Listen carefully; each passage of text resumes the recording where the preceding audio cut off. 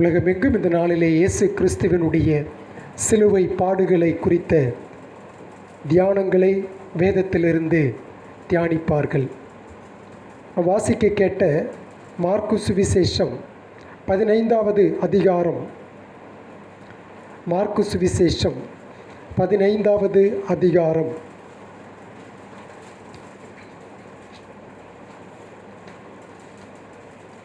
33வது வசனத்திலிருந்து 41வது வசனம் முடிய.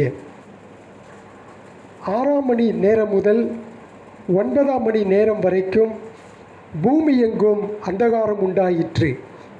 9 மணி நேரத்திலே இயேசு ஏலோயி ஏலோயி லாமா சபக்தானி என்று மிகுந்த சத்தமிட்டு கூப்பிட்டார். அதற்கு என் தேவனே ஏன் என்னை கைவிட்டீர் என்று அர்த்தமாம். அங்கே நின்றவர்களில் சிலர் அதை கேட்டபொழுது, இதோ எலியாவை கூப்பிடுகிறான் என்றார்கள். ஒருவன் ஓடி கடற்காலானை காடியிலே தோய்த்து அதை ஒரு கோலில் மாட்டி அவருக்கு குடிக்க கொடுத்து, பொறுங்கள், எலியா இவனை இறக்க வருவானோ பார்ப்போம் என்றான்.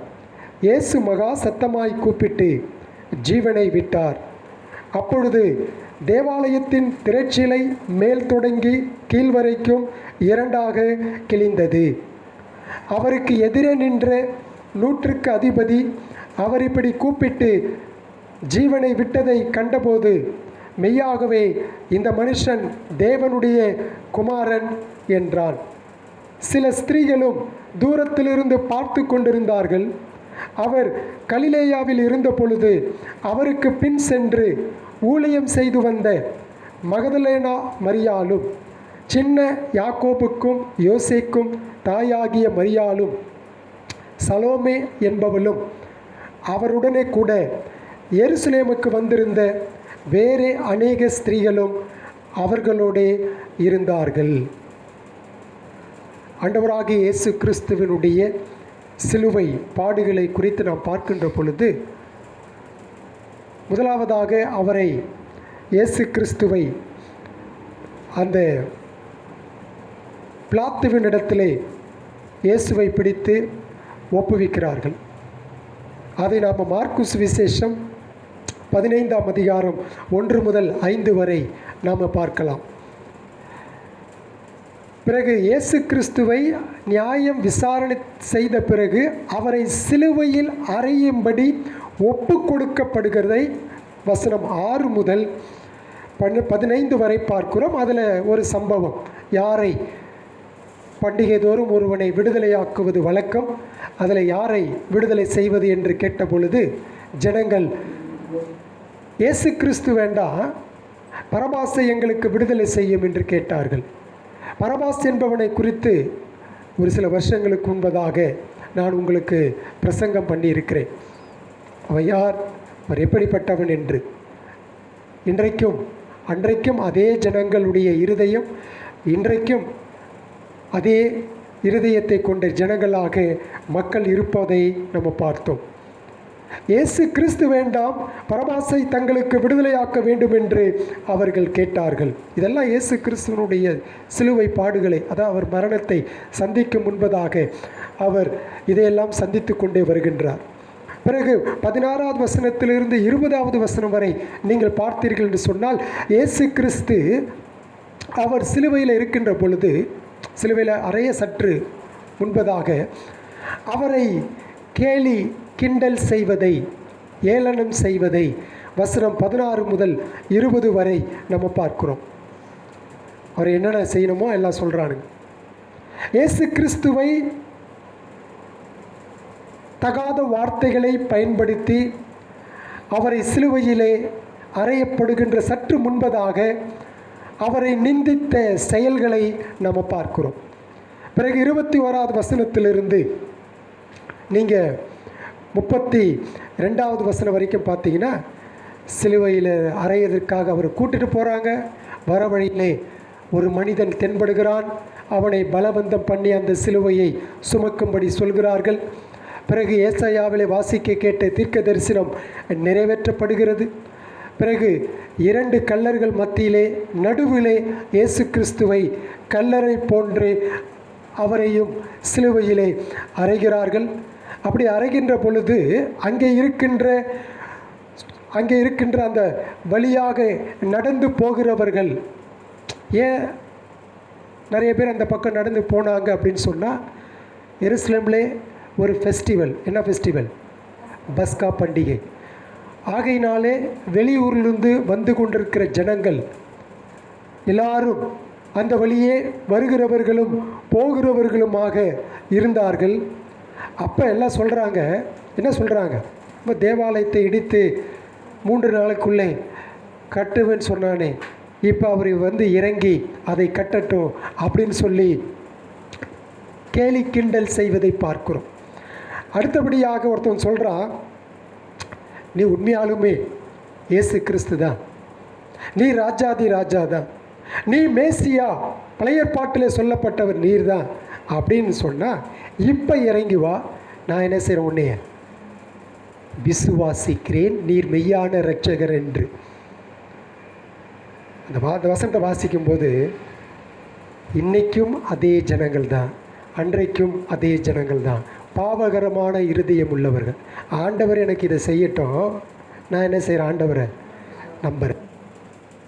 நான் நினைத்த காரியங்களை ஆண்டவர் செய்யட்டும். முதல்ல நான் நினைச்ச காரியங்களை ஆண்டவர் செஞ்ச பிறகு நான் எங்கே வரேன், ஏசாமிகிட்ட வரேன். இப்படி தான் மனுஷன் பேசுகிறான் பாருங்க. அதே சூழ்நிலையில் தான் இந்த இடத்துல இருக்கிறாரு. அப்போ அந்த மனுஷனை ரட்சித்து கொள்ள ஆண்டவர் சிலுவையிலிருந்து இறங்கி வந்திருக்க முடியுமா? முடியாத? முடிந்திருக்கும். ஆண்டவர் அப்படிப்பட்ட விசுவாசத்தை அவர் என்ன செய்யறதில்லை, கனம் பண்ணுவதில்லை. இன்னொன்று என்ன தெரியுங்களா, அப்படியே அவர் இறங்கி வந்தாலும் இப்படிப்பட்ட ஜனங்கள் அவரை ஒரு பொழுதும் விசுவாசிக்க மாட்டாங்க. அவர்கள் சாக்கு போக்குகளை சொல்லிக் கொண்டே இருப்பார்கள். மனுஷனுடைய இருதயம் அப்படிதான்.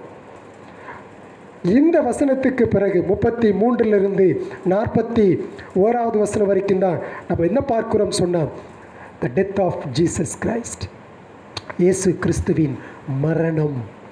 இதெல்லாம் நடந்த பிறகுதான் அவர் மரிக்கின்றார். ஆக இந்த 33 வசனத்திலிருந்து 41 வசனம் முடிய நாம் இயேசு கிறிஸ்துவினுடைய மரணத்தை பார்க்கின்றோம். Jesus tight. ஆச்சரியமாக இருக்குது.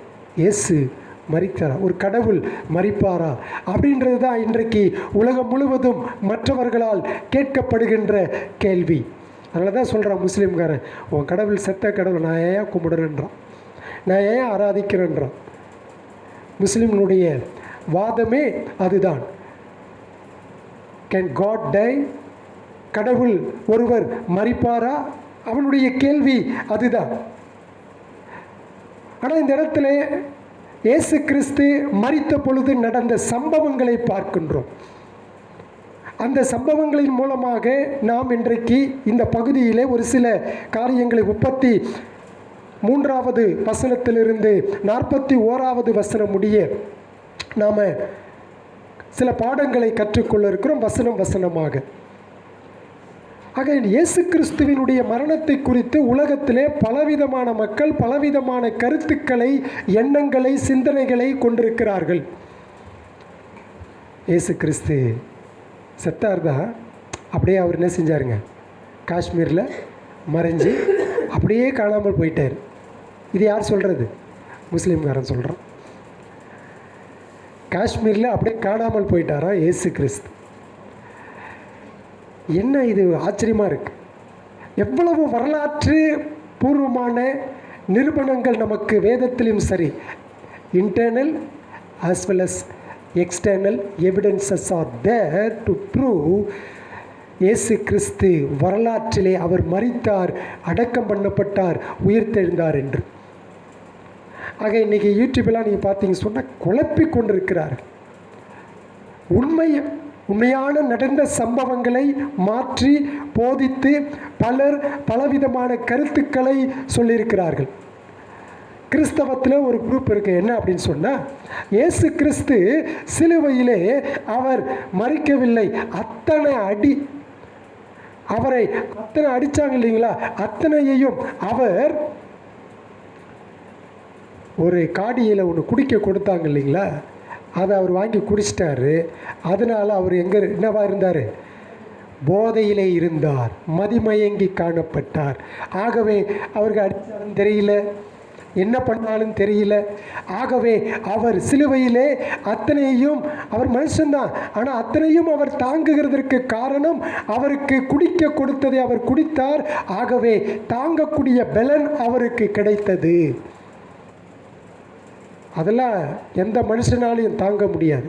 எப்படி ஒரு குடி போதையிலே ஒரு மனிதன் தனக்கு என்ன நடக்கிறது என்று தெரியாமல் இருக்கின்றானோ, அதே போல தான் இயேசுவும் சிலுவையிலே இருந்தார் என்று ஒரு கூட்ட கிறிஸ்தவ மக்களை நம்புகிறார்கள். அதுதான் ரொம்ப வேதனையான ஒரு விஷயம். அவர்கள் கிறிஸ்தவர்கள் அல்ல, கள்ள போதனையாளர்கள், தவறான வேதத்தை தவறாக வியாக்கியானம் செய்கிறவர்கள். இப்படி இயேசு கிறிஸ்துவனுடைய மரணத்தை குறித்து நிறைய கருத்துக்கள் இருக்குது. ஆனால் நமக்கு அதெல்லாம் சொன்னால் நமக்கு நேரம் போதாது. அதனால் நாம் என்ன செய்ய இருக்கிறோம்? இயேசு கிறிஸ்துவின் மரணத்தை குறித்தும் அவர் மரிக்கும் பொழுது நடந்த சில சம்பவங்களை குறித்தும் வேதம் நமக்கு என்ன சொல்லுகிறது? ஏன்னா வேதம் அதிகாரம் உள்ளது, அது போதுமானது, அது நிறைவானது. அதை ஒன்றே நீங்களும் நானும் நம்ப வேண்டிய வார்த்தை. அது தவறிழைக்காத ஒரு வார்த்தை. அப்போ அதனால இந்த வேதம் என்ன சொல்லுதோ அதை நீங்களும் நானும் விசுவாசிக்க வேண்டும். அதுதான் அதிகாரம் உள்ளது, இதுதான் நமக்கு போதுமானது. ஆக நான் சரி, நீங்கள் சரி, வெளியில் சரி, எவன் சொன்னாலும் நம்பாட்டிலும் பரவாயில்ல, இந்த வேதம் என்ன சொல்லுகிறதோ அதை நீங்களும் நானும் விசுவாசிக்க வேண்டும்.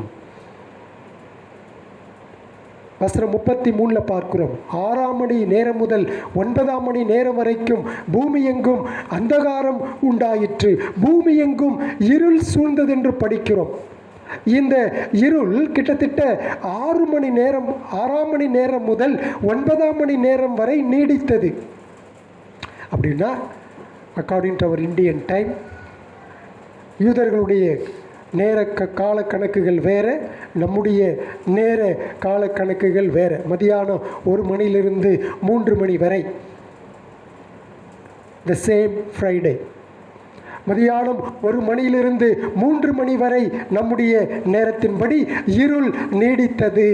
ஆக இந்த இயேசு கிறிஸ்து சிலுவையிலே சற்று மரணத்தை சந்திக்கிறதுக்கு முன்பதாக ஏற்பட்ட இந்த இருளை குறித்து மத்தேயு, மார்க்கு, லூக்கா மற்றும் யோவான் 4 சுவிசேஷ எழுத்தாளர்களுமே இந்த இருளை குறித்து அவர்கள் பதிவு செய்திருக்கிறார்கள்.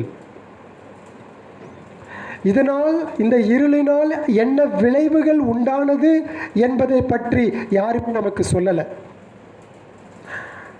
ஆனால் இன்னொன்று, இந்த சமயம் பஸ்கா பண்டிகையின் சமயம். அப்படின்னா யூதர்களுடைய கால கணக்கின்படி ஃபுல் மூன், அதாவது பௌர்ணமி சமயத்தில் தான் அந்த ஃபெஸ்டிவல் வரும். ஆகவே ஒரு சூரிய கிரகணம் தோன்றி இருக்கோ, அதனால தான் இருளாக இருந்திருக்கோம் அப்படிலாம் நம்ம அறிவியல் அறிஞர்கள் கூற்றுப்படி பார்க்கின்ற பொழுது அப்படிலாம் நடந்திருக்க வாய்ப்பில்லை. ஒருவேளை சூரியன் மறைத்த கருமேகங்களால் சூழ்ந்திருக்கலாம்.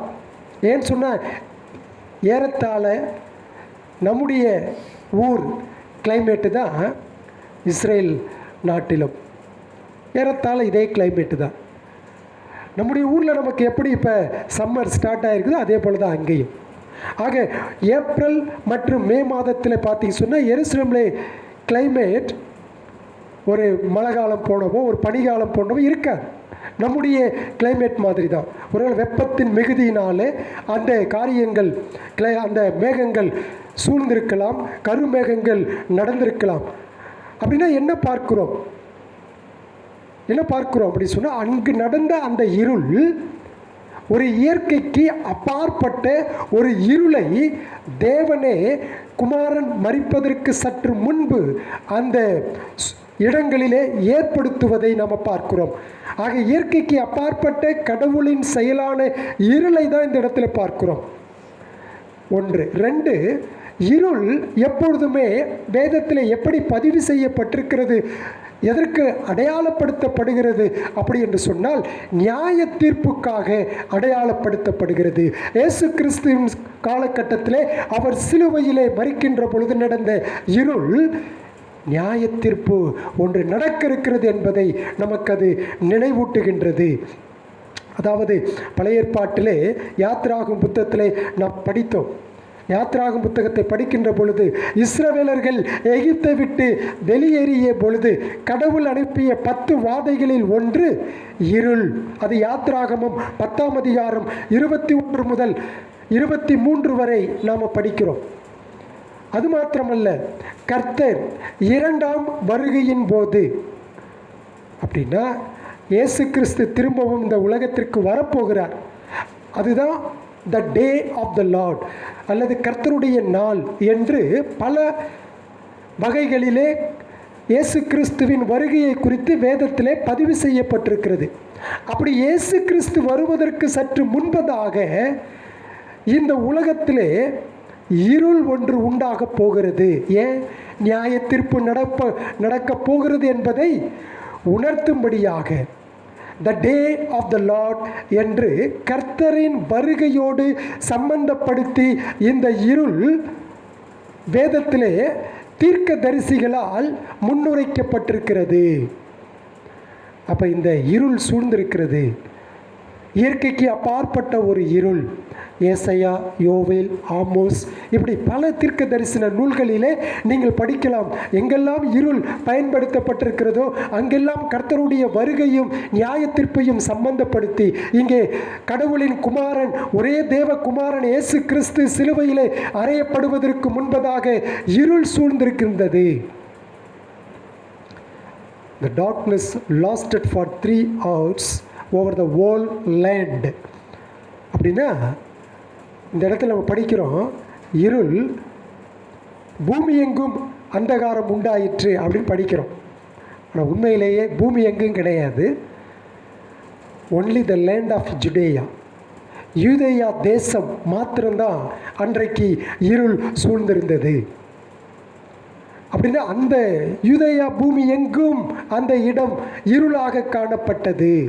அப்போ அங்கே இருக்கிற ஜனங்களுக்கு ஒரு சிந்தனையை, ஒரு எதிர்பார்ப்பை, ஒரு தூண்டுதலை அது கொடுத்தது. Something is going to happen, ஏதோ ஒன்று நடக்கப் போகிறது என்பதை அந்த ஜனங்கள் கண்டுகொள்ளும்படியாக. ஆக பொதுவாகவே இருள் என்பது பாவத்திற்கான அடையாளமாகவும், பாவத்திற்கான தண்டனையாகவும், பாவத்திற்கான நியாயத்தீர்ப்பாகவும் வேதத்திலே பதிவு செய்யப்பட்டிருக்கிறது. இங்கே இயேசு கிறிஸ்து சிலுவையிலே மரிப்பதற்கு முன்பதாக இருள் சூழ்ந்திருந்தது. என்னுடைய வாழ்க்கையிலும் கூட பாவம் என்கின்ற இருள் நம்முடைய வாழ்க்கையில் இருக்கின்றது. அதற்கான நியாய தீர்ப்பை இயேசு கிறிஸ்து சிலுவையிலே எனக்காக, உங்களுக்காக கல்வாரி சிலுவையிலே சந்தித்தார். ஆனால் அவரை விசுவாசியாதவர்கள், அவரை ஏற்றுக்கொள்ளாதவர்கள், தொடர்ந்து பாவத்தில் இருப்பவர்களுக்கு நியாய தீர்ப்பு காத்திருக்கிறது. நியாய தீர்ப்பு வர இருக்கிறது. ஆண்டவராகிய கர்த்தர் கொடுக்கிற நியாய தீர்ப்பு உண்மையான நியாய தீர்ப்பு. அதில் எந்த மனுஷனும் தப்பித்து கொள்ள முடியாது. 34வது வசனம் பாருங்க. 9ஆம் மணி நேரத்திலே இயேசு ஏலோயி ஏலோயி லாமா சபக்தானி என்று மிகுந்த சத்தமிட்டு கூப்பிட்டார். அதற்கு என் தேவனே, என் தேவனே, ஏன் என்னை கைவிட்டீர் என்று அர்த்தமாம். இந்த வார்த்தை பிரயோகத்தையும் கூட மத்தேயு, மார்க்கு, லூக்கா, யோவான் 4 சுவிசேஷங்களிலே பதிவு செய்யப்பட்டிருக்கின்றது. இந்த வார்த்தை 4 சுவிசேஷங்களிலும் கூட பதிவு செய்யப்பட்டிருக்கிறது. இயேசு கிறிஸ்து குறிப்பாக அந்த நாளில் எல்லாரும் என்ன செய்வாங்க அப்படின்னு சொன்னால், இயேசு கிறிஸ்து சிலுவையிலே மொழிந்த 7 வார்த்தைகளை ஒவ்வொரு வார்த்தைகளாக இன்றைக்கு தியானிப்பார்கள். 1வது வார்த்தை, 2வது வார்த்தை, 3வது வார்த்தை, 4வது வார்த்தைன்னு சொல்லி. அதில் தவறு கிடையாது. அதில் ஒரு வார்த்தையை இந்த இடத்துல மார்க்கு சுவிசேஷகன் குறிப்பிட்டிருக்கிறார். என்னது? இயேசு ஏலோயி ஏலோயி லாமா சபக்தானி என்று மிகுந்த சத்தமிட்டு கூப்பிட்டார். அதற்கு என் தேவனே என் தேவனே ஏன் என்னை கைவிட்டீர் என்று. இந்த சிலுவையிலே இயேசு கிறிஸ்து சொன்ன இந்த 7 வார்த்தைகளிலே மார்க்கு இந்த ஒரு வார்த்தை மட்டும்தான் குறிப்பிடுறார்.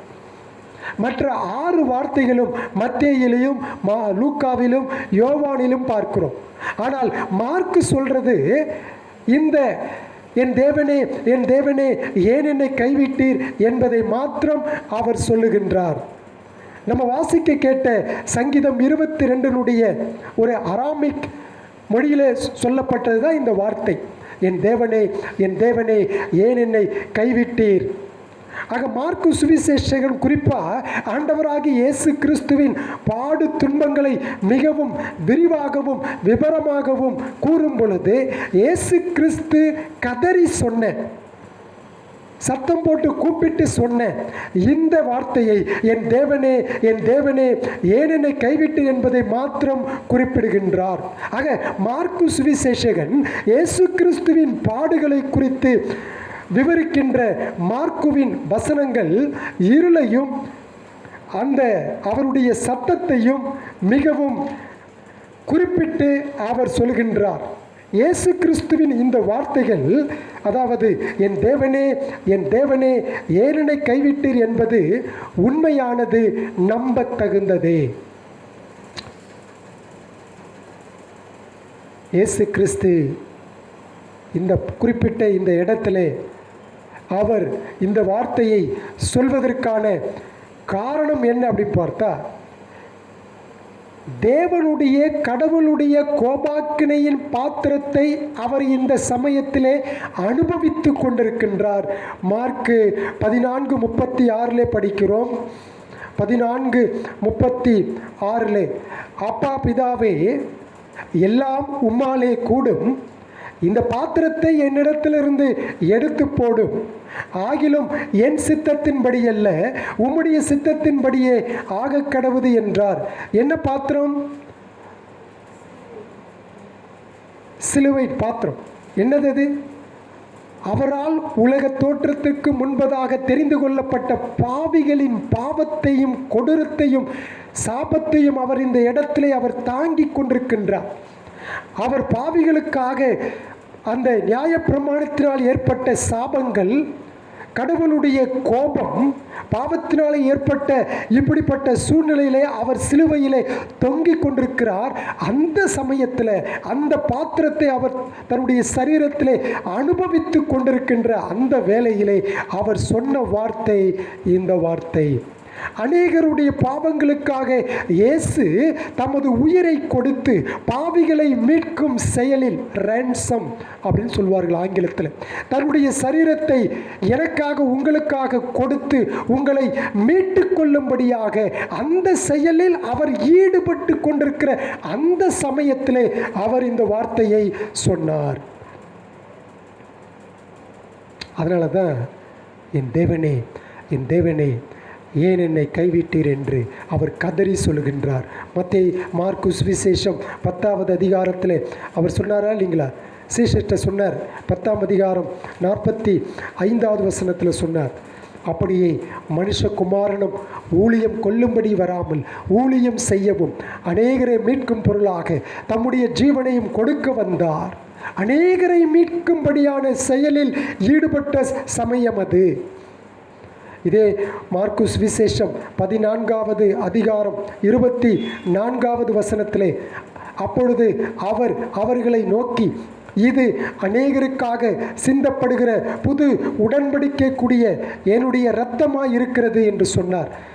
அப்போ பாவிகளின் கோபத்தை, அதாவது கடவுளுடைய நியாயமான பாவிகள் மீது இருந்த அந்த கோபத்தை இயேசு கிறிஸ்து தன் மீது சிலுவையிலே ஏற்றுக்கொண்ட நேரத்திலே என் தேவனே என் தேவனே என்று அவர் கதறி சொன்னார். இதுதான் நிறைய பேர் தப்பாக புரிஞ்சுக்குவாங்க இல்லைங்களா? அவர் கடவுளாக இருந்தால் அவர் ஏன் பிதாவை நோக்கி கூப்பிடணும்? தன்னைத்தானே அவர் என்ன செஞ்சிருக்கலாம்? காப்பாற்றிருக்கலாமே, இன்னொருத்தரை கூப்பிட வேண்டிய அவசியம் இல்லையே. ஆனால் வேதம் என்ன சொல்லுதுங்க? கடவுளாக அவர் இந்த இடத்தில் மரிக்கவில்லை, மனிதனாக இந்த இடத்திலே மரிக்கப் போகிறார். பாவம் செய்யாத தேவகுமாரன் மனிதனாக மனித நிலையிலே அந்த இடத்திலே அவர் அதை சொல்லுகின்றார். மனிதனாக என்னுடைய உங்களுடைய பாவங்களை, பாவத்திற்கான தண்டனையையும் சாபங்களையும் அவர் சந்தித்து செயல்பட்டு ஈடுபட்டு கொண்டிருக்கின்ற சமயம். ஆக இப்படி தம்மை பலியாக கொடுத்து பாவிகளை மீட்கும் இயேசு கிறிஸ்துவின் செயலை உணர்ந்துதான், அதை அனுபவித்துதான் நிருபங்களிலே அப்போஸ்தலனாகிய பவுல் சொல்கின்றார்.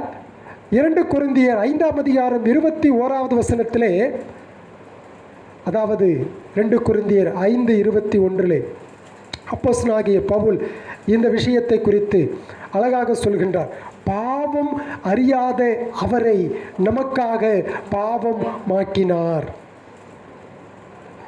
நாம் அவருக்குள் தேவனுடைய நீதியாகும்படிக்கு பாவம் அறியாத அவரை நமக்காக பாவமாக்கினார். அதே போல கலாத்தியர் 3ஆம் அதிகாரம் 31வது வசனத்தில் அப்போஸ்தலனாகிய பவுல் சொல்கிறார். கலாத்தியர் 3ஆம் அதிகாரம் 31வது வசனத்தில், கிறிஸ்து நமக்காக சாபமாகி நியாயப்பிரமாணத்தின் சாபத்திற்கு நம்மை நீங்களாக்கி மீட்டு கொண்டார். Again the word redeem or ransom. திரும்பவுமாக இந்த செயலில் கடவுள் இந்த இடத்துல இயேசு கிறிஸ்து சிலுவையிலே ஈடுபட்டு கொண்டிருக்கிறார். அதனால தான் என் தேவனே, என் தேவனே, ஏன் என்னை கைவிட்டீர்? வேதத்தில் படிக்கிறோம், கடவுள் பாவத்தை பார்க்க மாட்டாத பரிசுத்த கண்ணர், அவர் பாவியின் மீது நாள்தோறும் சினம் கொள்ளுகின்றவர்.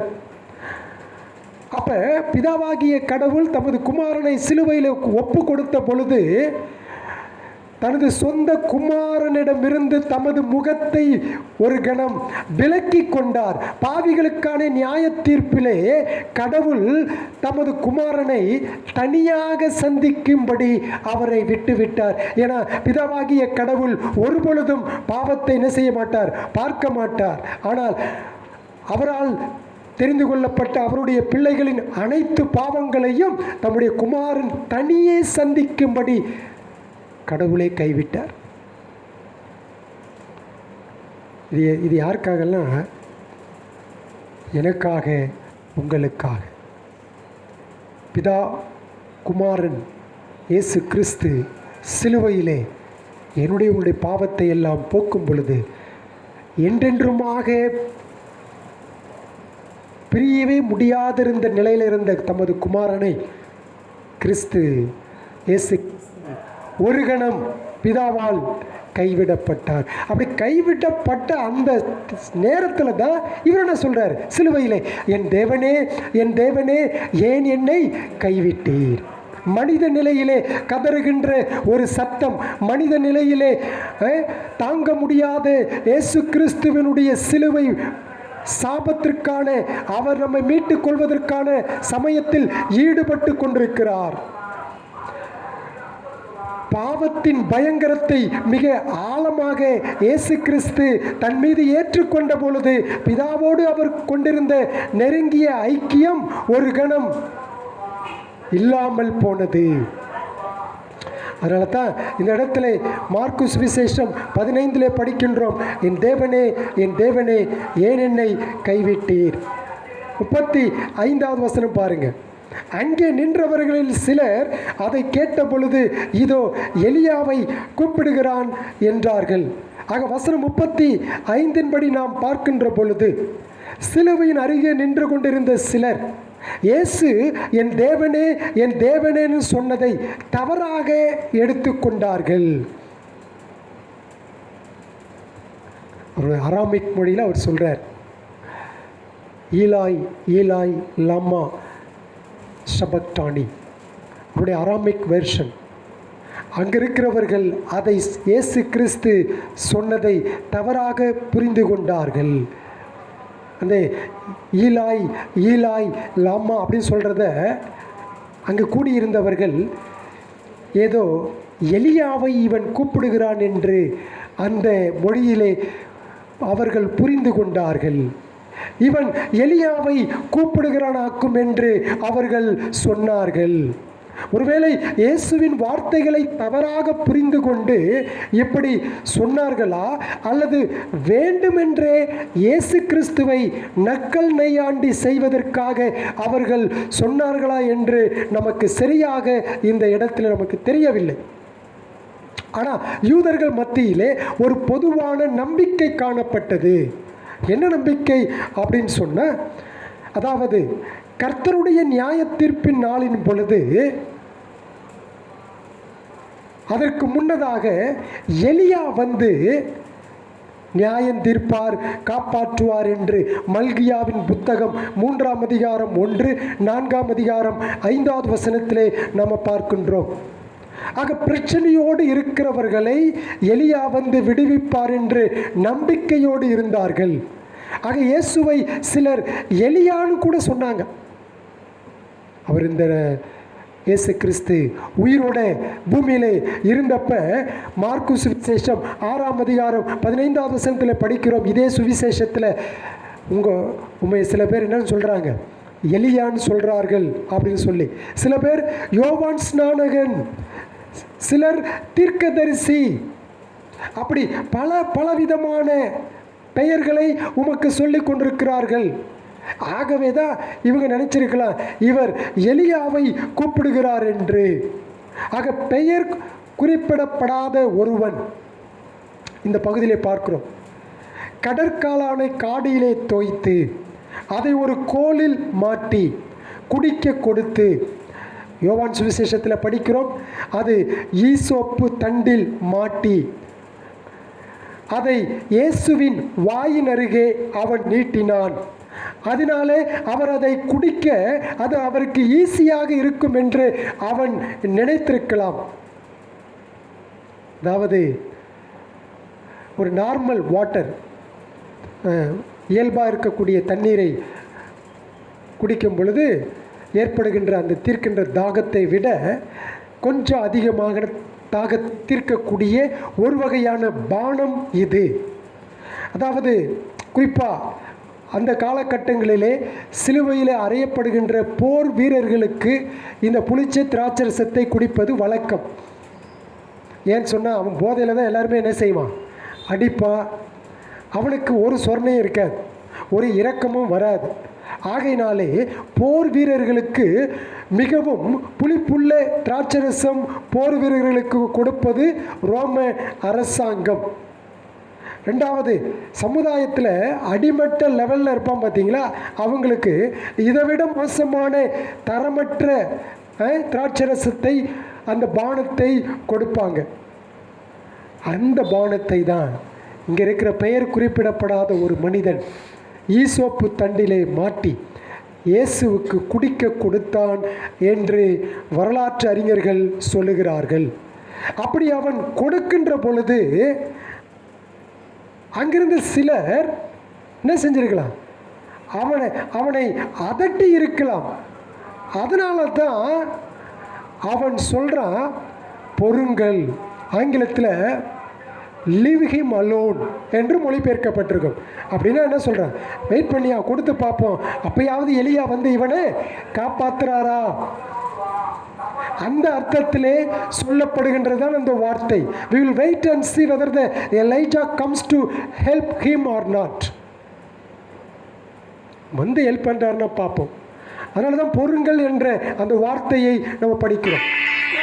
ஆக இந்த சம்பவம் சங்கீதம் 69:21வது வசனத்தில் சொல்லப்பட்டது இங்கு நிறைவேற்றப்பட்டது. சங்கீதம் 69:21வது வசனத்தில் படிக்கின்றோம்.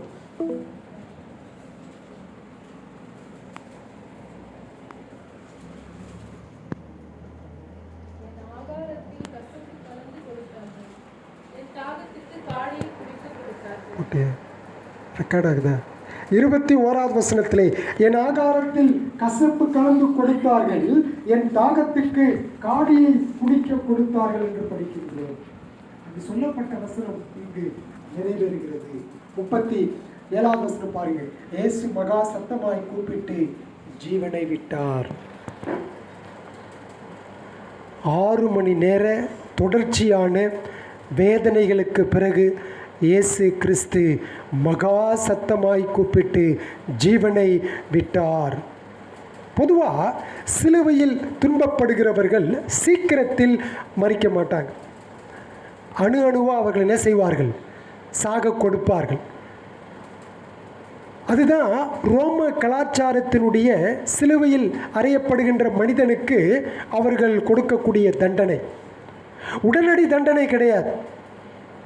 ஆனால் இந்த இடத்துல இயேசு கிறிஸ்து தொடர்ச்சியான 6 மணி நேர வேதனைக்கு பிறகு இயேசு மகா சத்தமாய் கூப்பிட்டு அவர் ஜீவனை விட்டார்.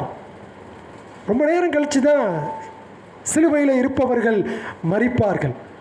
அதனால தான் பிலாத்து கூட ஆச்சரியமாக கேட்டான், என்ன இவ்வளோ சீக்கிரம் செத்துட்டாரா? அவனால் நம்ப முடியல. பிலாத்து ஆச்சரியப்படுறான். எஸ், அவர் மரித்துட்டார், நான் அதற்கு சாட்சி. அந்த நூற்றுக்கு அதிபதி சொல்கிறான், அவன் தான் ரிப்போர்ட்டர். அப்போ இவ்வளவு சீக்கிரமாக அவர் மரித்து விட்டார் என்று. ஆக இயேசு சத்தம் போட்டு கூப்பிடுகின்ற பொழுது வழக்கத்தில் அல்லாத ஒன்று என்னதுங்க? சிலுவையின் அருகே, மரணத்திற்கு அருகே அவர் நான் வந்துவிட்டேன் என்று அவர் தெளிவாக துல்லியமாக அவர் அறிந்த பொழுது இயேசு மகா சத்தமாய் கூப்பிட்டு ஜீவனை விட்டார். Jesus died by crying loudly. அவர் தெரிஞ்சிருச்சு நான் சாக போறேன்னு. ஆக அந்த சமயத்தில் அவர் மகா சத்தமாய், இப்போ சொல்லுங்க பாப்பா, அவர் என்ன இன்டாக்சிகேஷனில் இருந்தாரா? இல்லை, அவர் நல்ல சுயமாக இருந்தார், பேசக்கூடியவராக இருந்தார், சிந்தித்து கொண்டிருக்கிறவராக இருந்தார். அவருக்கு தவறான அந்த போதை மயக்கத்தில் அவர் இல்லை. அவர் தெளிவாக காணப்பட்டார். அதனால தான் சத்தமாய் கூப்பிட்டு ஜீவனை விட்டார். வேதம் எவ்வளோ அழகாக நமக்கு பதிவு செய்து பாருங்கள். எந்த விதமான சந்தேகத்திற்கு இடமில்லாமல் இயேசு கிறிஸ்து மரித்தார். லூக்கா சுவிசேஷம் 24:36, யோவான் 19:30 படிக்கிறோம். பிதாவே, உம்முடைய கைகளில் என் ஆவியை ஒப்படைக்கிறேன் என்று சத்தம் போட்டு கூப்பிட்டார். சும்மா சாதாரணலாம் கிடையாது. சாக போகிறவங்க உயிர் பிரிஞ்சு போக கொஞ்ச நேரத்தில் அவள் பேச முடியாது, எதுவும் சொல்ல முடியாது, அந்த மாதிரிலாம் இல்லை. எவ்வளோ ஒரு வலிமையோட கிறிஸ்து சரீரத்தில் எனக்காக உங்களுக்காக அவர் சிலுவையில் பாடுகள் அனுபவித்த பொழுதும், பாவத்திற்கான தண்டனைகளை அவர் சுமந்த பொழுதும் அவர் தெளிவாக இந்த இடத்துல பேசுவதை நாம் பார்க்கிறோம். அவர் மகா சத்தமாய் கூப்பிட்டு ஜீவனை விட்டார். இயேசு கிறிஸ்து ஏன் மகா சத்தமாய் கூப்பிட்டார்னு சொன்னால் அவருக்கு தெரியும் 3ஆம் நாள் உயிர் தேட போகிறோம். அது ஒரு வெற்றியின் சத்தமாக கூட இருந்திருக்கலாம். கிறிஸ்து அதுக்காகவே சத்தமாக கதறி இருக்கலாம். ஆனால் என்ன பார்க்கிறோம்? இந்த சமயத்தில் தான் இயேசு கிறிஸ்துவின் மரணத்தின் பொழுது நடந்த சம்பவங்களை சற்று நம்ம கூர்ந்து கவனிக்க வேண்டும். 38வது வசனம் பாருங்க. அப்பொழுது while Jesus was dying on the cross, அவர் இயேசு கிறிஸ்து சிலுவையிலே மரித்த பொழுது, ஜீவனை விட்ட பொழுது, immediately it takes place. 38வது வசனம் என்ன படிக்கின்றோம்? அப்பொழுது தேவாலயத்தின் திரைச்சீலை மேல் தொடங்கி கீழ் வரைக்கும் 2ஆக கிழிந்தது. இதை மத்தேயு, மார்க்கு, லூக்கா எல்லாருமே பதிவு செய்துள்ளார்கள். அதாவது திரைச்சீலை மேலிருந்து கீழாக கிழிக்கப்பட்டது. அப்படின்னா என்ன தெரியுங்களா? தேவாலயத்தில் இருந்த மகா பரிசுத்த ஸ்தலத்திற்கும் பரிசுத்த ஸ்தலத்திற்கும் இடையே இருந்த அந்த கர்டைன், திரைச்சீலை என்ன செய்யப்பட்டது? கிழிக்கப்பட்டது, 2ஆக கிழிக்கப்பட்டது. இதுவும் இயற்கைக்கு அப்பாற்பட்ட, எப்பொழுது இயேசுவின் மரணம் நிகழ்ந்த உடனே இயற்கைக்கு அப்பாற்பட்ட தேவனுடைய அற்புதம் இங்கே நடைபெறுகிறது.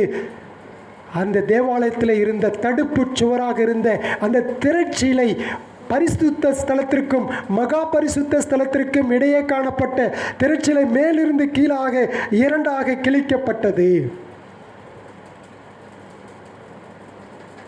இது என்ன தெரியுங்களா? ஏன் இப்படி நடந்துச்சு தெரியுங்களா? இஸ்ரவேலில் காணப்பட்ட அந்த மத தலைவர்களுக்கும், எந்த தேவாலயத்தை கட்டிப்பிடித்து கொண்டு அதிலே வைராக்கியம் பாராட்டுகிறானோ அந்த தேவாலயத்துக்கும் இன்னும் கொஞ்சம் வருஷத்தில் என்ன நடக்க போகுது?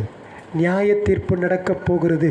ஆகவே தேவாலயத்தின் திரைச்சிலை இரண்டாக கிழிந்தது.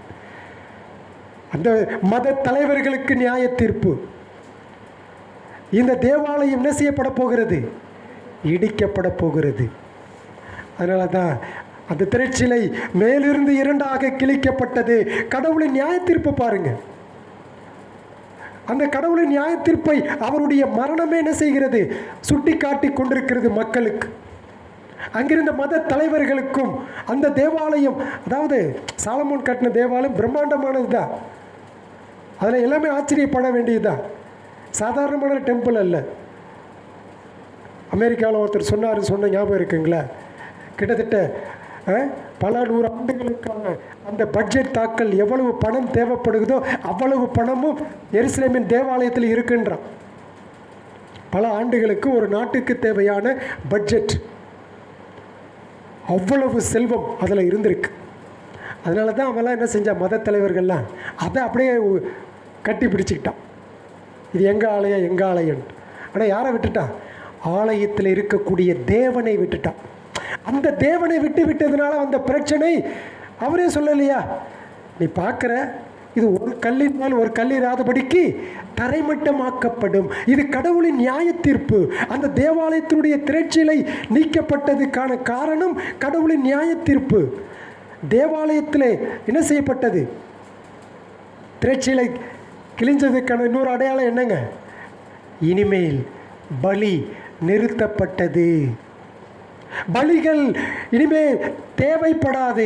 ஏனென்றால் ஒரே தரம் இயேசு கிறிஸ்து கல்வாரி சிலுவையிலே பழைய ஏற்பாட்டிலே வாக்குத்தத்தம் பண்ணப்பட்டவர் வந்து உலகத்தின் பாவத்தை சுமந்து தீர்க்கிற தேவ ஆட்டுக்குட்டி சிலுவையிலே மரித்தார் என்ற அந்த சத்தியம் இந்த திரைச்சிலை கிழிப்பதின் மூலமாக பிரகடனப்படுத்தப்படுகிறது உலகிற்கு. இயேசு கிறிஸ்து ஒருவரே பலியாக எல்லாவற்றையும் செய்து முடித்தார். பலிகள் நிறுத்தப்பட்டது என்பதற்கான அடையாளம். அது மாத்திரமா, இந்த திரைச்சிலை கிழிக்கப்பட்டது என்ன தெரியுங்களா? இயேசு கிறிஸ்துவின் மரணத்தினாலே தேவனிடத்தில் சேரக்கூடிய ஒரு புதிய ஸ்லாக்கியத்தை, அதாவது நியூ ஆக்சஸ் டு காட், கடவுளிடத்தில் சேரக்கூடிய கிருபை இயேசு கிறிஸ்துவின் மரணத்தின் மூலமாக அவரை விசுவாசிக்கிறவர்களுக்கு கொடுக்கப்பட்டதின் அடையாளம் இந்த திரைச்சிலை இரண்டாக கிழிக்கப்பட்டது. எபிரேயருக்கு எழுதின நிருபம் 10ஆம் அதிகாரம் 10 முதல் 22வது வசனத்தின்படி பார்த்தீங்க அப்படி சொன்னா, இயேசு கிறிஸ்துவின் மாம்சமாகிய திரையின் வழியாய் புதிதும் ஜீவனுமான மார்க்கத்தை நமக்கு கிறிஸ்து உண்டு பண்ணினார். அப்படி உண்டு பண்ணினதினால் நாம் கடவுளின் பிரசன்னத்திற்கு அவர் மூலமாய் போக முடிகிறது. At any time we have an access to God. அதுதான் இந்த திரைச்சிலை நமக்கு படம் பிடித்து காட்டுகிறது. இன்னொரு அற்புதமான ஒரு விஷயம் தெரியுங்களா? அதாவது இயேசு கிறிஸ்துவனுடைய இந்த மரணத்தில் நடந்த ஒரு அற்புதமான ஒரு விஷயம் மத்தேயு சுவிசேஷம் 25ஆம் அதிகாரம்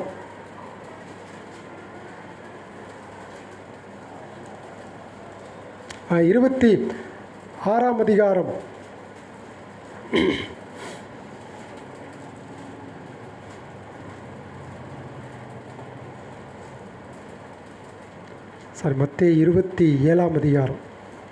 27ஆம் அதிகாரம் 51வது வசனம் பாருங்க. அப்பொழுது 50 பாருங்க. இயேசு மறுபடியும் மகா சத்தமாய் கூப்பிட்டு ஆவியை விட்டார், மரித்து விட்டார். அது மார்க்லையும் படித்தோம். இப்போ 51 பாருங்க. அப்பொழுது தேவாலயத்தின் திரைச்சிலை மேல் தொடங்கி கீழ் வரைக்கும் இரண்டாக கிழிந்தது. அடுத்து என்ன நடந்தது பாருங்க. பூமியும் அதிர்ந்தது, கன்மலைகளும் பிளந்தது, கல்லறைகளும் திறந்தது, நித்திரை அடைந்த அநேக பரிசுத்தவான்களுடைய சரீரங்களும் எழுந்திருந்தது. அவர் உயிர்த்தெழுந்த பின்பு இவர்கள் கல்லறைகளை விட்டு புறப்பட்டு பரிசுத்த நகரத்தில் பிரவேசித்து அநேகருக்கு காணப்பட்டார்கள். அதாவது இந்த இடத்துல இயற்கைக்கு மாறுபட்ட மற்றொரு அற்புதம் என்னது? பூமி அதிர்ந்தது, கண்மலைகள் பிளந்தன, கல்லறை விட்டு அநேகர் என்ன செஞ்சார்கள்? எழுந்திருந்தார்கள். இதெல்லாம் எப்போவும் சாதாரணமாக நடக்கக்கூடிய செயல் கிடையாது. இதெல்லாம் எப்போதாவது ஒரு தடவை நடக்கும். அதுபோல் ஏன் இதெல்லாம் கடவுள் அனுமதித்தார்? கிறிஸ்துவினுடைய மரணம் முக்கியத்துவம் வாய்ந்தது, மறந்துவிடக்கூடாது என்பதை உலகிற்கு காட்டுவதற்காகவே இப்படிப்பட்ட இயற்கைக்கு அப்பாற்பட்ட சில நிகழ்வுகள் அன்றைக்கு நடந்தன. இவ்வளோ ஆச்சரியம் பாருங்க. பூமி அதிர்ந்தது. அகெயின் உலகம் முழுவதும் கிடையாது. It's only the Jerusalem, the land of Judea. அங்கே தான் பார்க்கிறோம். அந்த பூமி முழுவதும் அதிர்ந்தது என்றால் இஸ்ரவேலர்கள் வசித்த அந்த யூதேயா தேசம் முழுவதும் அதிர்ந்தது. கன்மலைகளும் பிளந்தன, கல்லறைகளும் திறந்தது. இயேசு கிறிஸ்து இந்த இடத்துல இப்படிப்பட்ட இயற்கைக்கு மாறுபட்ட அற்புதத்தை நிகழ்த்தும்படியாக தேவகுமாரன் மரித்திருக்கிறார் என்பதை உலகிற்கு பறைசாற்றும்படியாக கடவுள் அனுமதித்தார், கர்த்தர் அனுமதித்தார். இப்போ இதை தொடர்ந்து தான் மார்க்கு சுவிசேஷம் 15:39 படிக்கிறோம். அவருக்கு எதிரே நின்ற 100க்கு அதிபதி அவர் இப்படி கூப்பிட்டு ஜீவனை விட்டதை கண்ட பொழுது, truly this man was the son of God, மெய்யாகவே இவர் தேவனுடைய குமாரன் என்று சொன்னார். நல்ல கவனிங்க. ஒரு ஆச்சரியமான ஒரு விஷயம் என்ன தெரியுமா? இயேசு கிறிஸ்து சிலுவையில் மரித்து ஜீவனை விட்டார். ஜீவனை விட்ட பிறகு இங்கே ஒரு மனுஷன் ரட்சிக்கப்படுறான். சிலுவையில் கள்ளன் ரட்சிக்கப்பட்டான். அப்பொழுது உரையாடல் நடந்து கொண்டிருக்கிறது. இங்கே இயேசு கிறிஸ்து மரித்த பிறகும் ஒரு மனிதன் ரட்சிக்கப்படுகிறான் என்று சொன்னால் என்ன ஒரு ஆச்சரியமான ஒரு விஷயம் பாருங்கள். அவனுக்கு இயேசுவின் உரையாடல் காணப்பட்டது. இவனுக்கு இயேசுவின் எந்த உரையாடலும் அல்ல, சுற்றி நடந்த நிகழ்வுகளை பார்த்து, இயேசு கிறிஸ்து சிலுவையிலே மரிக்கின்ற அந்த கணத்தை பார்த்து, சுற்றிலும் நடக்கின்றவைகளை பார்த்து இவர் மெய்யாகவே தேவகுமாரன் என்று அறிக்கையிடுகின்றான். ரொம்ப ஆச்சரியமான ஒரு விஷயம். இந்த 100க்கு அதிபதி போர் வீரர்களுக்கு கட்டளை கொடுக்கிறவன், கமாண்டர். இந்த சிலுவையில் அறையப்படுகின்ற அறையப்படுகிறவர்களுக்கு இந்த போர் வீரர்கள் ஒழுங்காக அடிக்கிறானா இல்லையான்னு பார்க்கணும், ஏமாத்திரக்கூடாது. அப்படிப்பட்ட காரியங்களை இவன் என்ன செய்ய வேண்டும் என்றால் ஆரம்பத்திலிருந்து முடிவு வரை வாட்ச் பண்ணணும், ஒழுங்காக செய்கிறானா இல்லையான்னு சொல்லி. ஏன்னா இவனை வச்சு தான் இவன் போய் தான் அந்த ரோமன் லீடர்கிட்ட போயிட்டு எல்லாம் கரெக்டாக நடந்ததுன்னு விட்னஸ் கொடுக்கணும், சைன் பண்ணணும். எல்லா அத்தாரிட்டேட்டிவும் யாருன்னா இந்த 100க்கு அதிபதி தான். ஆக இந்த 100க்கு அதிபதி சிலுவையில் நடந்த, அதாவது வாரினால் அடிக்கப்பட்டது, பரியாசம் பண்ணப்பட்டது, அவர் மீது துப்பப்பட்டது, சிலுவையில் ஆணிகளால் கடவப்பட்டது, அவர் தலையை சாய்த்தது, 3 மணி நேரம் இருள் சூழ்ந்தது, இயேசு கடைசியாக சத்தம் போட்டு தான் கூப்பிட்டாரு, மரித்தாரு. இதை எல்லாவற்றையும் சாட்சி யாருங்க? 100க்கு அதிபதி. இந்த 100க்கு அதிபதி சொல்வதை வைத்து தான் மத தலைவர்களும் ரோம தலைவர்களும் எழுதி அதற்கு முத்திரை போடுவது வழக்கம். ஆனால் இந்த 100க்கு அதிபதி என்ன செய்கின்றான்? இவர் சிலுவையிலே மரிக்கின்ற பொழுது நடந்த இயற்கைக்கு அப்பாற்பட்ட அற்புதங்களை பார்த்து இவர் மெய்யாகவே தேவகுமாரன் என்று சாட்சி கொடுத்தான். ஒரு ஆச்சரியமான ஒரு விஷயம். ரட்சிப்பு பாருங்க, அந்த இயேசு மரித்த பிறகு ரட்சிப்பு, கடவுளுடைய சர்வ இறையாண்மை பாருங்க, கடவுளுடைய ஞானத்தை பாருங்க, கடவுளுடைய செயல்பாட்டை பாருங்க. ஏன்னா இதற்கு முன்னாடி ஒரு பொழுதும் இவன் இப்படி பார்த்ததில்லை. எத்தனையோ சிலுவையில் எத்தனையோ மக்களை இவன் அறைஞ்சிருப்பான், அதற்கு இவன் சாட்சி பகர்ந்திருப்பான். ஆனால் எத்தனையோ பேர் சிலுவையில் மரித்தார்கள், இப்படியெல்லாம் என்ன செய்யலை, நடந்ததில்லை. ஆனால் இவர் மரிக்கின்ற பொழுது இப்படி ஒரு நிகழ்வு என்னதுங்க? திரட்சிலை இரண்டாக கிழிந்தது, அவன் இருக்கின்ற இடம் அதிர்ந்தது, கண்மலைகள் பிளந்தது, கல்லறைகள் திறந்தது, பரிசுத்தவான்கள் அநேகருடைய சரீரங்கள் ஒன்றன் பின் ஒன்றாக எழுந்த சம்பவங்களை எல்லாம் பார்த்த அல்லது கேள்விப்பட்ட அல்லது உணர்ந்த இந்த நூற்றுக்கு அதிபதி பரிசுத்த ஆவியினாலே தொடப்படுகிறான். தொடப்பட்ட உடனே தான் சொல்கிறான், இவர் மெய்யாகவே தேவகுமாரன், இவர் மெய்யாகவே கடவுளின் குமாரன், த சன் ஆஃப் காட். அதுதான் இங்கே சிலுவையிலே மரிக்கப்பட்ட ஒரு யூதன். யாரு? இயேசு கிறிஸ்து. he was a pure Jew. ஒரு உண்மையான ஒரு யூதன் தெய்வீகமானவர் என்பதை புரிந்து கொண்டார். மனித நிலையிலே மரித்தார், ஆனால் அவர் தெய்வீகமானவர் என்பதற்கு சான்றுகள் அவர் மரித்த பொழுது அவரை சுற்றி நடந்த பல நிகழ்வுகள். மார்க்கு சுவிசேஷம் 1 அதிகாரம் 1 வசனம் என்னன்னு தெரியுங்களா? தேவனுடைய குமாரனாகிய இயேசு கிறிஸ்துவின் சுவிசேஷத்தின் ஆரம்பம். எந்த நோக்கத்திற்காக மார்க்கு அந்த வசனத்தை எழுதினாரோ அந்த நோக்கம் இங்கே என்ன செய்யப்படுகிறது? நிறைவேறுது. அவன் சொல்லிட்டான், என்னன்னு சொல்லிட்டான்? நூற்றுக்கு அதிபதி இவர் மெய்யாகவே தேவகுமாரன். என்ன வேதம் எல்லாம் தெளிவாக இருக்குது பாருங்க. இன்றைக்கு மனுஷன் இயேசு கிறிஸ்துவை குறித்து என்ன சத்தியங்கள் கேட்டாலும் கூட அவிசுவாசம் கொண்டிருக்கிறான், விசுவாசத்தை கொண்டிருக்கவில்லை, அவிசுவாசம் உடையவனாக இருக்கிறான். இவ்வளோ தெளிவாக சாட்சி பகரப்படுகிறது கிறிஸ்துவை குறித்து. எவ்வளவு தெளிவாக சாட்சி பகரப்பட்ட பொழுதும் கூட இன்றைக்கு மனுஷன் இயேசு கிறிஸ்துவை விசுவாசிக்கவில்லை. அதாவது இந்த நூற்றுக்கு அதிபதி சொன்னவர் யாருங்க? இவர் மெய்யாகவே தேவகுமாரன் சொன்னது இந்த நூற்றுக்கு அதிபதி ஒரு யூதன் அல்ல. அவன் ரோம சாம்ராஜ்யத்திலே அந்த படையிலே வேலை செய்கிற ஒரு புறஜாதியை சேர்ந்தவன். சொன்னவன் இயேசு கிறிஸ்துவின் சீஷனும் அல்ல. இவர்தான் மேசியான்னு அறிக்கை செய்த பேதுரு. எல்லாரும் என்னப்பா சொல்கிறாங்க? ஒவ்வொருத்தரும் ஒன்று சொல்கிறாங்க. எல்லாருக்கும் மத்தியில் பேதுரு சொன்னான், நீ ஜீவனுள்ள தேவனுடைய குமாரனாகிய கிறிஸ்துன்னு சொன்னான். அப்படி சொன்ன பேதுரு ஆண்டவராகிய இயேசு கிறிஸ்துவின் பாடுகளையும் துன்பங்களையும் அவனால் சரியாக புரிந்து கொள்ள இயலவில்லை. அதனால தான் சேவல் கூவது 2 தரத்துக்கு முன்னே நீ என்னை 3 தரம் மறுதளிப்ப அப்படின்னு சொன்னார். அவன் கூட ஏற்கனவே சொன்னான், தேவகுமார் நீ தான் ஜீவனுள்ள தேவகுமாரன்.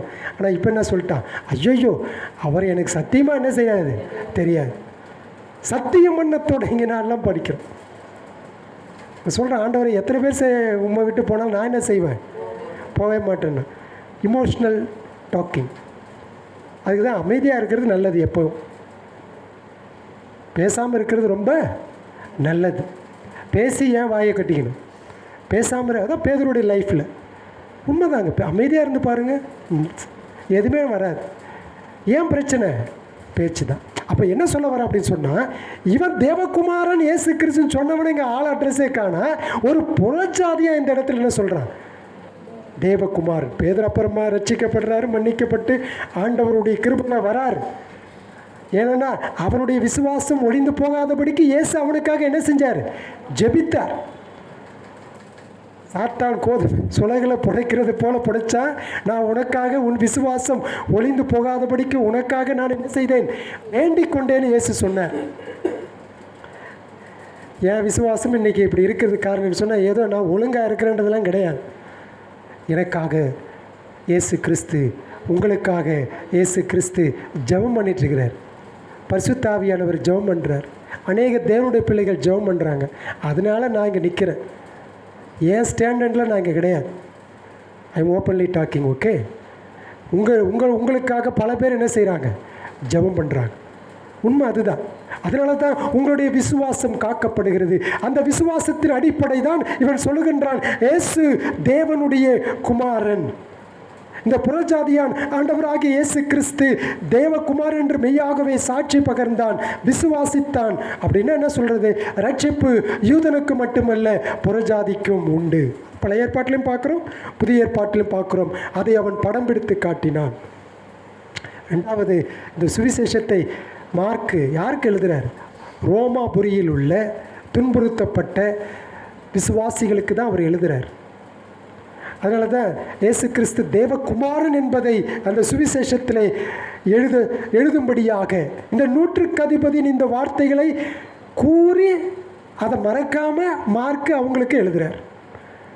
அதனால தான் கிறிஸ்து தேவகுமாரன். 40-41 பாருங்கள். சில ஸ்திரீகளும் தூரத்திலிருந்து பார்த்து கொண்டிருந்தார்கள். அவர் கலிலேயாவில் இருந்தபொழுது அவருக்கு பின் சென்று ஊழியம் செய்து வந்த மகதலேனா மரியாளும், சின்ன யாக்கோபுக்கும் யோசேக்கும் தாயாகிய மரியாளும், சலோமே என்பவளும், அவருடனே கூட எருசலேமுக்கு வந்திருந்த வேறு அநேக ஸ்திரீகளும் அவருடைய கூட இருந்தார்கள். இயேசுவை பின்பற்றின தைரியசாலிகளான ஆண்கள் அவரை விட்டு விலகினார்கள், ஆனால் அவரை விட்டு கைவிட்டார்கள். ஆனால் பெண் சீஷர்கள் அல்லது சீஷிகள் அவரை விட்டு விலகவில்லை. அதான் உண்மை. இந்த இடத்துல இவ்வளோ ஆச்சரியமாக பாருங்கள். இந்த இயேசு கிறிஸ்துவை பின்பற்றின அந்த பெண்கள் சிலுவையில் என்ன நடந்து கொண்டிருக்கிறது என்பதை அட்லீஸ்ட் தூரத்திலேயாவது நின்று பார்க்குறான். ஆனால் அவரோடு கூட இருந்த ஒரு சில யோவானை தவிர மற்ற எல்லாருமே என்ன செஞ்சிட்டாங்க? எல்லாம் ஓடிட்டார். எல்லாரும் விலகிவிட்டார்கள், தூரத்தில் நின்று பார்த்து கொண்டிருந்தார்கள். அதாவது இங்கே ஆச்சரியமான ஒரு விஷயம் என்னவென்றால், இயேசுவின் ஊழியத்துக்கு சப்போர்ட் பண்ணின லேடிஸ், இயேசுவினுடைய ஊழியத்திற்கு சப்போர்ட் பண்ணின லேடிஸ் இந்த இடத்துல நாம் பார்க்குறோம். அவருக்கு சாப்பாடு செஞ்சு கொடுத்துருப்பாங்கன்னா என்னன்னு தெரியல. ஒருவேளை அவர் போகும்போது வரும்போது பணம் கொடுத்துருப்பாங்களான்னு தெரியல. ஏன்னா தங்கள் ஆஸ்தியை விற்று அவருக்கு ஊழியம் செய்து வந்த பெண்கள் அப்படின்னு சொல்லி மற்றொரு இடத்திலே நம்ம வேதத்திலே படிக்கிறோம். ஆக இந்த பெண்கள் இங்கே என்ன பார்க்கிறோம்? அவருடைய ஊழியத்தை தாங்கினவர்கள், அவருக்கு உதவி செய்தவர்கள். இவங்க தான் ஆண்டவராகிய இயேசு கிறிஸ்துவின் சிலுவையில் நடந்த விஷயங்கள், அவர் மரித்த அந்த சத்தம் போட்டு சொன்னதெல்லாம் இவங்க என்ன செஞ்சுருப்பாங்க? கேட்டிருப்பார்கள். இந்த பெண்களே இவரை கொண்டு போய் எங்கே அடக்கம் பண்ணுறார்கள் என்பதை பார்த்தவர்கள். ஆகவே இவர் எந்த இடத்துல அடக்கம் பண்ணினார்கள் என்பதை பார்த்ததுனால தான் வாரத்தின் முதல் நாளில் விடியற் காலைன்னா 5லேருந்து 6 மணிக்குள்ளே தான், அந்த சமயத்தில் அவருக்கு சுகந்த வர்க்கம் விடும்படி தைலத்தை எல்லாம் எடுத்துக்கொண்டு போக சென்ற பெண்கள். இடம் கரெக்டாக செஞ்சால் தானே கரெக்டாக ஸ்பாட்டுக்கு போக முடியும். அப்போ இவரை எங்கே அடக்கம் பண்ணினார்கள் என்பதை இந்த பெண்கள் சரியாக பார்த்தவர்கள், நேரடியான சாட்சிகள். இவங்க தான் ஆண்டவராகிய இயேசு கிறிஸ்துவினுடைய சிலுவைக்கு எல்லாவற்றுக்கும் நேரடியான சாட்சிகள். இவர்களையும் தாண்டி கலிலேயாவிலிருந்து எருசலேமுக்கு வந்த மற்ற பெண்களும் இவர்களோடு இருந்தார்கள். மற்ற பெண்களும் இருந்திருக்கிறாங்க. தூரத்திலிருந்து கவனித்து கொண்டிருந்த 3 பேரை இந்த மார்க்கு குறிப்பிடுகிறார். யாரு? மகதலேனா மரியாள் 1, சின்ன யாக்கோபுக்கும் யோசேக்கும் தாயாகிய மரியாள் 3வது சலோமே என்கின்ற 3 பேர். இந்த மகதலேனா மரியாள் கலிலேயா கடலின் மேற்கு கரையோரம் உள்ள ஒரு மீன் பிடிக்கும் கிராமத்தை சேர்ந்த ஒரு பெண். மார்க்கு சுவிசேஷத்தில் இங்கே மட்டும்தான் இந்த பெண்ணுடைய பெயர் குறிப்பிடப்பட்டுள்ளது. லூக்கா 8ஆம் அதிகாரம் 2வது வசனத்தின்படி இவளிடத்திலிருந்து இயேசு கிறிஸ்து 7 பிசாசுகளை துரத்தியிருந்தார். ஒரு பிசாசு இருந்தாலே தாங்க முடியாது, இதில் எத்தனை பிசாசு? 7 பிசாசு துரத்திருக்கிறார். அப்போ எந்த அளவுக்கு இந்த பெண் படாத பாடுபட்டிருப்பா பார்த்துங்க. ஆனால் இயேசு கிறிஸ்து துரத்தி இருந்தார். யோவான் 20ஆம் அதிகாரம் 11வது வசனத்தின்படி 11 முதல் 18 படி படிக்கும் பொழுது உயிர்த்தெழுந்த இயேசு கிறிஸ்துவை முதலில் பார்த்தவளும் இந்த பெண்ணே. 2வதாக சொல்லப்பட்ட மரியாள் சின்ன யாக்கோபுக்கும் யோசேக்கும் தாயாளவன். இவள் யோவான் சுவிசேஷம் 19ஆம் அதிகாரம் 25வது வசனத்தின்படி கிளேயோப்பாவுக்கு மனைவியாக இருந்தவள். அரண்மனையிலே வேலை பார்த்து கொண்டிருந்த ஒரு மனிதனுக்கு மனைவியாக இருந்தவள். 3வதாக உள்ள பெண் சலோமி என்பது செபதேயுவின் மனைவி. அவங்களுக்கு தான் 2 பிள்ளைங்க. யார்? யோவான், யாக்கோபு. சரிங்களா? ஆக யோவானுக்கும் யாக்கோபுக்கும் தாயானவள் தான் இந்த சலோமி. அது எங்கே படிக்கிறோம்? மத்தேயு 27ஆம் அதிகாரம் 56வது வசனத்தில். ஆக இந்த பெண்கள் கலிலேயாவிலே இயேசுவுடன் இருந்தவர்கள், அங்கே அவருக்கு பணிவிடை செய்தவர்கள், இவருக்கு சப்போர்ட் பண்ணினவர்கள், மற்ற அநேக பெண்களுடன் எருசலேமுக்கு வந்திருந்தவர்கள். குறிப்பாக அவரோடு இருக்கவும் அவருக்கு மறுபடியும் சேவை செய்யவும் இந்த பெண்கள் இயேசு கிறிஸ்துவ என்ன செய்யலைங்க, ஒரு பொழுதும் கைவிடவே இல்லை. பாருங்கள், என்ன நடந்தாலும் அவருக்கு நடந்துச்சுன்னு சொன்னது அது எங்களுக்கு நடந்த மாதிரி என்று எண்ணி எல்லாரும் கைவிட்டு போன போதும் கூட இந்த பெண்கள் இயேசு கிறிஸ்துவோட வந்தார்கள். அந்த பெண்களில் ஏன் நீங்கள் ஒரு பெண்ணாக இருக்கக்கூடாது? இயேசுவுக்காக வாழ்ந்து, இயேசுவுக்காக பணி செய்து, இயேசுவுக்காக உதவி செய்து, இயேசுவின் திருச்சபையை கட்டி காக்கின்ற பெண்களாக ஏன் நீங்கள் மாறக்கூடாது? பைபிளில் எத்தனையோ பெண்கள் இயேசுவுக்காக வாழ்க்கிறார்கள். அப்போஸ்தல நடவடிக்கைகளை பார்க்கிறோம். எத்தனையோ பெண்கள் எத்தனையோ வழிமுறையிலே திருச்சபையை அவர்கள் ஆதரித்து வழிநடத்தி திருச்சபைக்கு அவர்கள் உதவுவதை நாம் பார்க்கின்றோம். என்ன பாடம் படிக்கிறோம் அப்படின்னு சொன்னால், இயேசு கிறிஸ்து மரித்தார், வரலாற்று உண்மை. மரணத்துக்கு பிறகும் அவர் இயற்கைக்கு அப்பாற்பட்ட அற்புதத்தின் மூலம் ஒரு மனிதனை ரட்சிக்கிறார். அவர் கடவுள், சர்வ இறையாண்மை உள்ளவர். பாவிகளை ரட்சிக்க கிறிஸ்து இயேசு உலகத்திற்கு வந்தார். பாவம் அறியாத அவரை நமக்காக பாவமாக்கினார். நியாய பிரமாணத்தின் சாபத்திற்கு என்னையும் உங்களையும் மீட்டுக்கொள்ள கிறிஸ்து மனிதனாக இந்த உலகத்திற்கு வந்தார். அவரை விசுவாசிப்பவர்களுக்கு பாவ மன்னிப்பு உண்டு. அவரை நம்புகிறவர்களுக்கு ரட்சிப்பு உண்டு. அந்த செய்தி தான் இயேசு கிறிஸ்துவனுடைய சிலுவை மரணம், அடக்கம், உயிர்த்தெழுதலில் நாம் பார்க்கின்றோம். நீங்கள் 42வது வசனத்திலிருந்து 47வது வசனம் வரைக்கும் பார்த்தீங்கன்னா இந்த பெண்கள் அவருக்காக செய்கிற பணிவிடையை பார்க்குறோம். அவங்கள உண்மையான பெண்கள். பாருங்கள், சரி நடந்து போச்சு, இனி நம்ம நம்பிக்கையெல்லாம் விட்டாச்சுன்னு சொல்லி திரும்பி போகாமல் அவங்க என்ன செய்கிறாங்க, இந்த இயேசு கிறிஸ்துவனுடைய சரீரத்தை எங்கே அடக்கம் பண்ணுறாங்கன்னு பார்த்து அதை என்ன செய்கிறார்கள், அவருக்கு பரிமள தைலம் பூச வேண்டும். அதாவது யூத வழக்கத்தின்படி பாடி மார்பின் கிடையாது. சரீரம் கெட்டு போகாமல் துர்நாற்றம் வீசாமல் இருப்பதற்காக எகிப்திலிருந்து கொண்டு வரப்பட்ட தைலங்கள் இங்கே விற்கப்படும் எருசலேமில். அதை சரீரத்தில் பூசுவார்கள். அது தொடர்ச்சியாக 3 முதல் 6 நாட்கள் வரை எந்த விதமான துர்நாற்றம் வீசாமல் இருக்கும். அதற்காக ஆகையினால சும்மா இந்த விலை கம்மியில் இருக்கிற தைலத்தில் பூச மாட்டாங்க. விலை மதிக்க முடியாத தைலத்தை என்ன செய்கிறாங்க, அவர்கள் வாங்கி கொண்டு வந்து இயேசுவுக்கு கொடுக்கணும், பணத்தை செலவு பண்ணணுன்ற அந்த ஒரு எண்ணம் வந்துச்சு. பார்த்தீங்களா, சும்மா வந்துடுது, அதெல்லாம் பணம் செலவு பண்ணுறாங்க. ஆக அதையெல்லாம் அந்த பெண்கள் செய்தாங்க. அவரை எந்த இடத்துல அடக்கம் பண்ணுறாங்க பாருங்க, 47 அவரை வைத்த இடத்தை மகதலேனா மரியாளும் யோசேயின் தாயாக மரியாளும் பார்த்தார்கள். பிறகுதான் 16ஆம் அதிகாரம் 1 வசனம் உயிர்த்தெழுதல் எக்ஸாக்டாக அந்த இடத்துக்கு இந்த 2 பேரும் வராங்க. மார்க் 3 பேர் சொன்னார் இல்லைங்களா, அதில் 2 பேர் தான் கல்லறைக்கு வராங்க. ஆக இயேசு கிறிஸ்துவனுடைய சிலுவை மரணம் எனக்காக உங்களுக்காக நடந்தது. இந்த சத்தியத்தை நம்முடைய மனைவி, நம்முடைய கணவனார், நம்முடைய பிள்ளைகளுக்கு எடுத்து சொல்லும் பொழுது அவர்கள் ரட்சிக்கப்படுவதற்கு ஒரே வழி இயேசு கிறிஸ்துவின் மரணம், அடக்கம், உயிர்த்தெழுதல். ஜெபிப்போம். எங்களை நேசிக்கிற நல்ல ஆண்டவரே, உடைய சிலுவை மரணம் எனக்காக எங்களுக்காக நிகழ்த்தப்பட்டதற்காக ஸ்தோத்திரம். இந்த சிலுவை மரணம் இல்லை என்றால் எங்களுடைய வாழ்க்கையிலே நம்பிக்கை இல்லை, பாவ மன்னிப்பிற்கான ரட்சிப்பு இல்லை, சமாதானம் இல்லை, சந்தோஷம் இல்லை, நித்திய வாழ்வு இல்லை. உண்மையான கடவுள் யார் என்று தெரியாமல் மற்றவர்களைப் போலவே அலைந்து கொண்டிருந்திருப்போம். ஆனால் பரிசுத்த ஆவியான தேவன் எங்களையும் ஒரு பொருட்டென்று எண்ணி எங்களை நீ ரட்சித்தபடியால் உமக்கு ஸ்தோத்திரம்.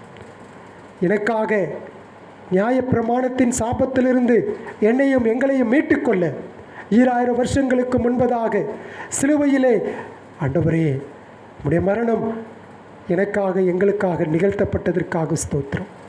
இது வரலாற்று பூர்வமான உண்மை. ஆண்டவரே நான் விசுவாசிக்கிறேன், நாங்கள் விசுவாசிக்கிறோம்.